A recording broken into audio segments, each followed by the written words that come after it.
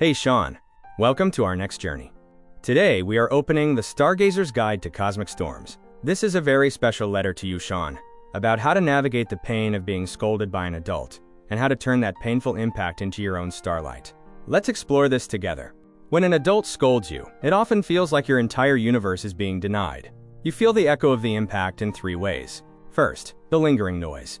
The scolding replays in your head all day long. Second, the muted defense. You feel unfairly treated but unable to speak up. And third, the dark question. You start asking, am I really that bad? You might want to explode in anger, escape entirely, or collapse into self-blame. These are all natural instincts, but they ultimately leave you adrift. There is a different way to steer your ship. To steer correctly, you must understand the anatomy of your value. Think of yourself as a planet. The outer atmosphere is your pride. It is fragile, volatile, and built entirely on external gravity, like the evaluations of teachers, adults, and peers. A scolding easily disrupts this layer. But deep inside is your molten core, your self-esteem. It is dense, luminous, and untouchable, built on your inherent worth. A scolding is just an asteroid that hits your pride. It is loud and disruptive, but it does not have the mass to alter your core value. A teacher's evaluation does not determine who you are. Not all cosmic storms are the same. There are 4 constellations of scolding. Quadrant 1 is the guiding star, justified feedback. You made a mistake, so acknowledge it. This is pure fuel for growth. Quadrant 2 is the eclipse, a misunderstanding. It's unfair but temporary. Wait for the shadow to pass, then explain the truth calmly. Quadrant 3 is the solar flare, an emotional outburst. The adult is just having a hard day. Don't take it personally, let the heat pass. Quadrant 4 is divergent orbits, authoritarian control. It's a fundamental clash in styles. You may not be wrong, so digest it internally and maintain your course.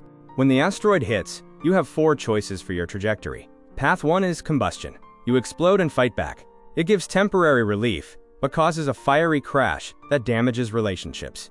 Path 2 is drift, total escape into darkness. It feels easy now, but the same asteroid will appear in your path later. Path 3 is the black hole, collapse, and self-blame. You conclude, I am a bad person, and gravity crushes your self-esteem. But the optimal path is Path 4, the slingshot. You digest and grow. You loop tightly around the asteroid and shoot forward, using the momentum of the mistake to accelerate your learning. The philosopher Friedrich Nietzsche said, "What does not kill me makes me stronger." A scolding is an impact, but it is never fatal.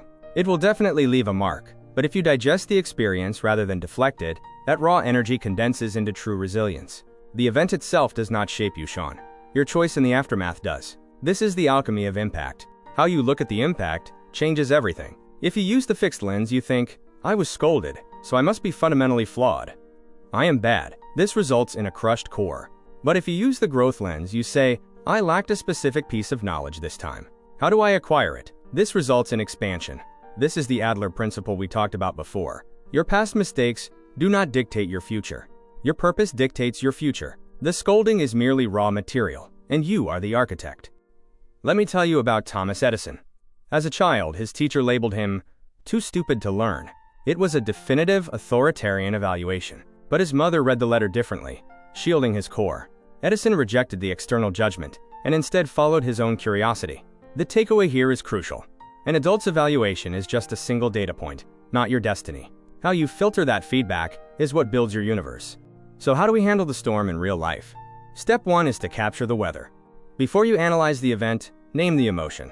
Say to yourself, I am feeling unjustly treated, ashamed, and furious right now. Why? Because emotions lose their destructive velocity the exact moment you give them a precise name. You isolate the storm in a jar, so you can study it safely without it destroying your atmosphere. Step 2 is to consult the charts. Identify the nature of the incoming asteroid. Is it justified feedback? Then prepare to integrate the lesson. Is it a misunderstanding? Then prepare your factual evidence. Is it purely emotional? Then raise your shields and let it pass. The mechanism here is simple. Reacting appropriately requires knowing exactly what hit you. Step 3 is the alchemist's question. You can flip the internal switch by asking one specific question. What can I learn from this experience? This single question alters your trajectory from the black hole to the slingshot. Even in an unfair situation, asking how to handle it better next time transforms a wound into an upgrade. Let's practice real-world navigation. Imagine you are scolded for something you didn't do.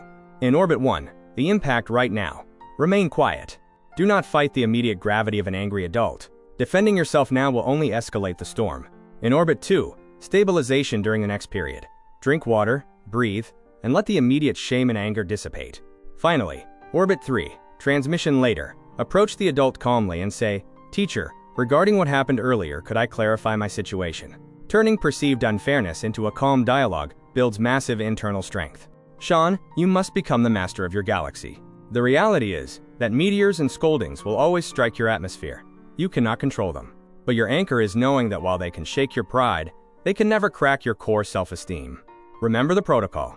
Name the storm, map the trajectory, and flip the switch by asking what you can learn. You are not the victim of the cosmic weather. You are the navigator.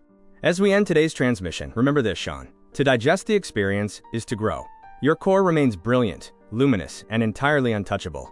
I am always proud of you.